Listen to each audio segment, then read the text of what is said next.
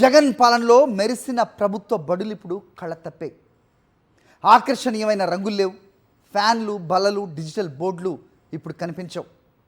కూటమి పాలకుల చిత్తశుద్ధిని బయటపెడుతున్నాయి ప్రభుత్వ పాఠశాలలు. కనీస సదుపాయాలు లేక ప్రభుత్వ స్కూళ్లు వెలవెలబోతున్నాయి. ఒకప్పుడు సర్కారు బడులు అంటేనే విద్యార్థులు వెనకాడే పరిస్థితి ఉండేది.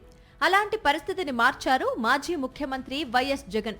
వైఎస్ఆర్సీపీ ప్రభుత్వం నాడు నేడు పథకం ద్వారా పాఠశాలల రూపురేఖలను సమూలంగా మార్చేసింది. కోట్లాది రూపాయల నిధులతో మౌలిక సదుపాయాలను కల్పించడంతో ప్రభుత్వ పాఠశాలలు కార్పొరేట్ పాఠశాలలకు దీటుగా తయారయ్యాయి. అటువంటి పాఠశాలల్లో ఒకటి పల్నాడు జిల్లా పిడుగురాళ్ల మన్నెం పుల్లారెడ్డి హైస్కూల్. గత ప్రభుత్వ హయాంలో దాదాపు 86 లక్షల వ్యయంతో పాఠశాలను ఆధునీకరించారు. విద్యార్థుల కోసం అదనపు తరగతి గదులు, అత్యాధునిక మరుగుదొడ్లు, హ్యాండ్ వాష్ పాయింట్లు, ఆహ్లాదకరమైన గార్డెన్, ఫ్యాన్లు, ఆకర్షణీయమైన రంగులతో పాఠశాల కలకలలాడింది. జిల్లాలోనే అత్యంత పెద్ద హై స్కూల్ గా, అత్యధిక మంది విద్యార్థులు చేరిన స్కూల్ గా రికార్డు సృష్టించింది మన్నెం పుల్లారెడ్డి హై స్కూల్. ప్రభుత్వం మారింది, ప్రభుత్వ పాఠశాలలు కలతప్పాయి. కూటమి ప్రభుత్వం వచ్చాక ఈ పాఠశాల గురించి మాట్లాడేవారే లేరు.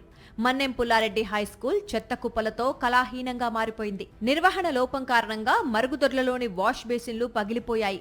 మంచినీటి సౌకర్యం లేదు. పారిశుద్ధ్య లోపంతో టాయిలెట్స్ దుర్గంధం కొడుతోంది. విద్యార్థులు ముక్కు మూసుకోవాల్సి వస్తోంది.